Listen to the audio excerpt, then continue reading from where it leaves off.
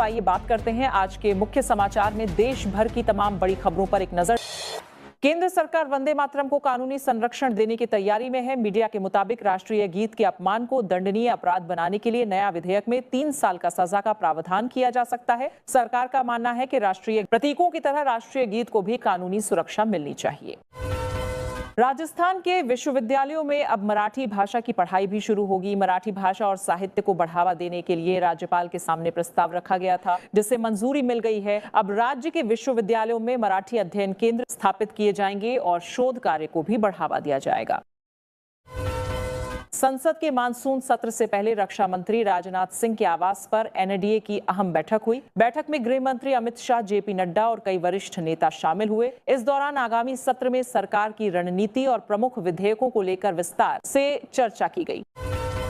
मुख्यमंत्री को 30 दिन की जेल होने पर पद से हटाने से जुड़े प्रस्तावित संविधान संशोधन विधेयक में फिलहाल देरी हो सकती है। संयुक्त संसदीय समिति इस मुद्दे पर और चर्चा करना चाहती है और समिति का मानना है कि सभी पक्षों की राय लेने के बाद ही अंतिम रिपोर्ट तैयार की जानी चाहिए।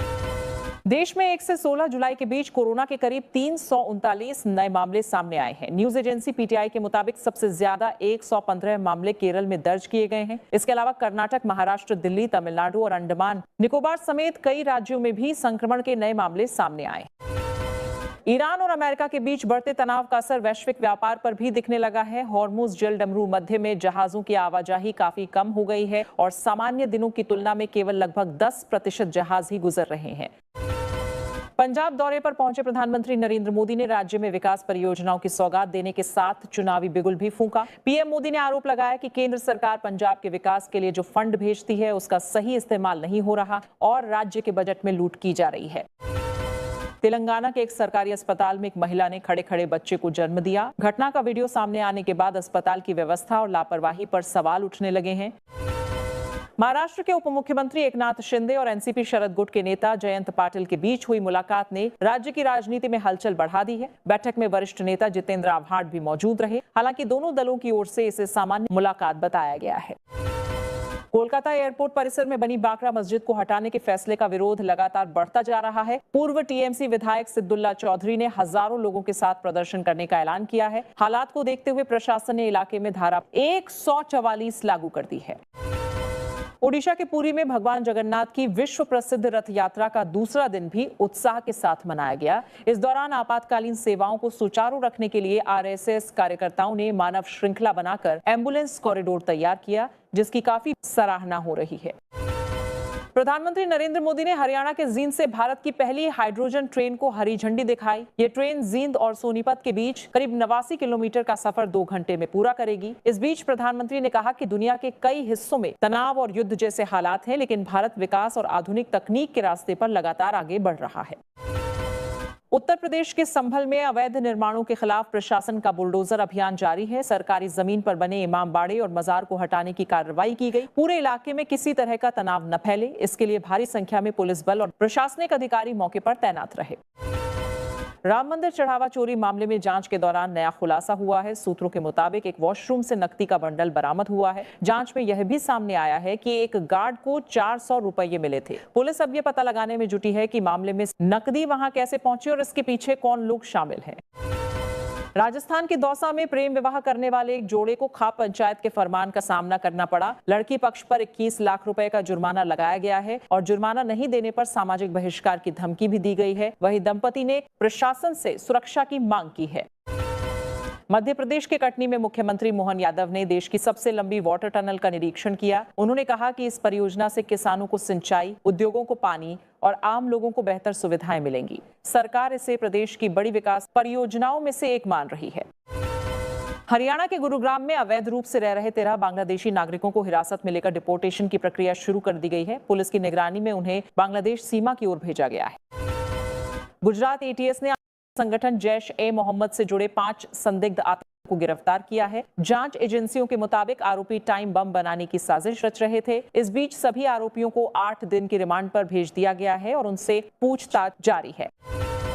अयोध्या पहुंचे शंकराचार्य स्वामी अविमुक्तेश्वरानंद ने राम मंदिर ट्रस्ट और उत्तर प्रदेश सरकार पर तीखा हमला बोला। उन्होंने कहा कि चढ़ावा चोरी मामले में असली जिम्मेदार लोगों पर अब तक कार्रवाई नहीं हुई है और कुछ लोगों को सिर्फ बलि का बकरा बनाया जा रहा है। उनके बयान से यह मामला फिर चर्चा में आ गया है।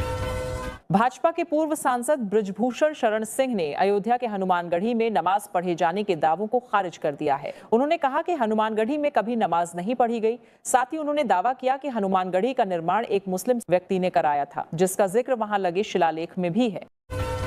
पश्चिम बंगाल के मुर्शिदाबाद में बड़ा रेल हादसा हो गया। एक ट्रेन ने रेलवे फाटक पार कर रही वैन को टक्कर मार दी। हादसे में 2 स्कूली बच्चों समेत 3 लोगों की मौत हो गई, जबकि कई अन्य लोग घायल बताए जा रहे हैं। वहीं प्रशासन ने घटना की जांच शुरू कर दी है। बहुजन समाज पार्टी ने भी 2027 के चुनावों से पहले अपनी गतिविधियां तेज कर दी हैं। पार्टी ने मायावती सरकार के कामकाज को जनता तक पहुंचाने के लिए उत्तर प्रदेश की सभी 403 विधानसभा सीटों पर विशेष अभियान शुरू किया है। बिहार में कानून व्यवस्था को और मजबूत करने के लिए पुलिस को नई हाईटेक गाड़ियां दी गई हैं। मुख्यमंत्री सम्राट चौधरी ने पटना में 90 से अधिक नए वाहनों को हरी झंडी दिखाकर रवाना किया। इसके साथ ही पुलिसकर्मियों की सुविधा के लिए नई बसें भी उपलब्ध कराई गई हैं।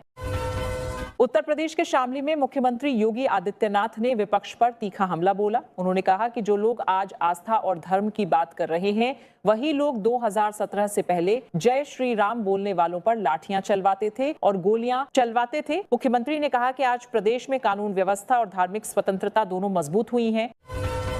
लद्दाख के सामाजिक कार्यकर्ता सोनम वांगचुक को अब कांग्रेस का भी समर्थन मिल गया है। कांग्रेस नेता पवन खेड़ा ने उनसे मुलाकात की और उनके आंदोलन को समर्थन देने की बात कही। वहीं पवन खेड़ा ने आरोप लगाया कि केंद्र सरकार संवेदनशील और लोकतांत्रिक विरोध प्रदर्शनों को समझने में विफल रही है। उत्तर प्रदेश के महोबा में छात्रों से भरी स्कूल बस अनियंत्रित होकर पुलिया पर अटक गई। यह 3 दिनों में दूसरा बड़ा हादसा है। इस बीच राहत की बात यह रही कि बस में सवार सभी बच्चे सुरक्षित हैं और समय रहते उन्हें बाहर निकाल लिया गया। जापान के पूर्व मंत्री हिदेकी मोरियामा ने बुलेट ट्रेन परियोजना को लेकर भारत पर गंभीर आरोप लगाए हैं। उन्होंने कहा कि इस परियोजना में देरी की एक बड़ी वजह भारत की लापरवाही और धीमी कार्यप्रणाली है। हालांकि विदेश मंत्रालय ने इस दावों को खारिज कर दिया और इसे व्यक्तिगत टिप्पणियां बताया है। दिल्ली दंगा मामले के आरोपी शर्जील इमाम की जमानत याचिका पर दिल्ली हाई कोर्ट ने पुलिस को नोटिस जारी किया है। अदालत ने मामले की अगली सुनवाई 27 अगस्त को तय की है और तब तक पुलिस से विस्तृत जवाब मांगा गया है। दिल्ली के सदर बाजार की रोकड़ी गली में जलभराव से व्यापारी परेशान हैं। वर्षों से चली आ रही इस समस्या के विरोध में व्यापारियों ने चक्का जाम की चेतावनी दी है और प्रशासन पर अनदेखी का आरोप लगते हुए कहा कि राखी के त्योहार से पहले दुकानों में गंदा पानी घुसने से कारोबार प्रभावित हो रहा है। हिमाचल प्रदेश के कांगड़ा में चलती एचआरटीसी बस में अचानक भीषण आग लग गई। हालांकि चालक की सूझबूझ से 25 से 30 यात्रियों को समय रहते सुरक्षित बाहर निकाल लिया गया। कुछ ही मिनटों में बस पूरी तरह जलकर राख हो गई। वहीं शुरुआती जांच में शॉर्ट सर्किट को आग लगने की वजह माना जा रहा है।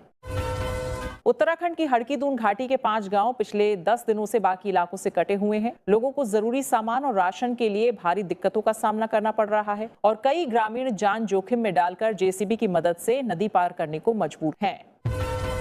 गौतम बुद्ध नगर पुलिस ने ऑपरेशन बाजरा के तहत बड़ी कार्रवाई करते हुए 8 अवैध कॉल सेंटरों का भंडाफोड़ किया है। पुलिस ने 49 आरोपियों को हिरासत में लिया और भारी मात्रा में डिजिटल उपकरण बरामद किए और 700 से अधिक लोगों का सत्यापन भी किया। ऐसी ही ताजा और दमदार खबरें सबसे पहले देखने के लिए हमारा चैनल सब्सक्राइब करें और बेल आइकन जरूर दबाएं।